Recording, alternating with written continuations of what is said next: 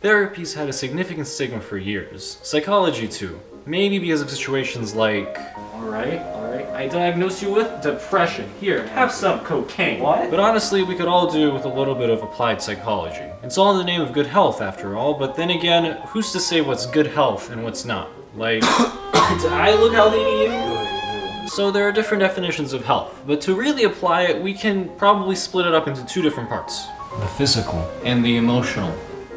But we all tend to neglect both, and while the former is praised and lauded and encouraged, You're fat. what the hell, man? Efforts in improving the latter are often met with disdain and discouragement. Back to work, Daddy. But in truth, they both go hand in hand. Better physical health contributes to better emotional well-being, and better emotional well-being contributes to better physical health. Unfortunately, the converse is also true. Yeah, come on, we gotta exercise. I don't wanna. Which is precisely why maintaining both is good in the long run. It's both a good first step and a good core principle to live your life by. But if we're just stuck in a rut, or stuck without really knowing that we're stuck, it can be a little difficult.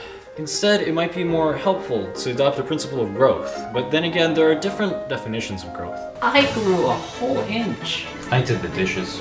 I was on task for a full hour.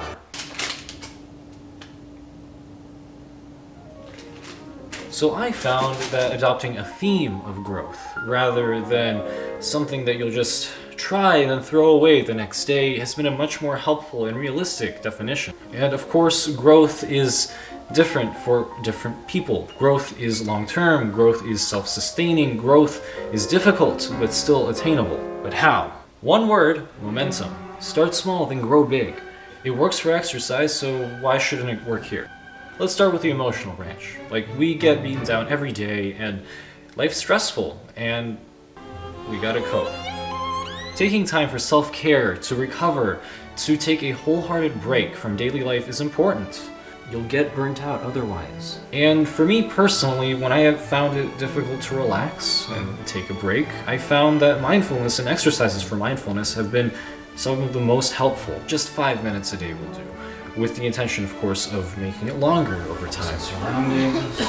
Hippie. You know what? I won't even bring up the studies that link mindfulness meditation to improvements in focus and attention, physical well-being and emotional well-being. I mean, what do you care what other people think, especially if you're the one reaping all the benefits? Then there's the personal side of growth. Emotional health aside, self-improvement and growth can encompass improvements in personality, and no, not necessarily things like, wow, take a look at the day outside, it's so beautiful out, it's so sunny out, but things like empathy and communication and meaningful relationships and friendships. We're social animals after all, and in turn, part of our personal growth involves our thoughts and interactions with others other than ourselves. And that's where psychology comes back into the limelight. Like, it's been here the entire video, but now we gotta do our homework. We gotta work from the inside out, improve our communication skills. Like how though? Active listening, empathy, expressiveness, assertiveness, stuff like that.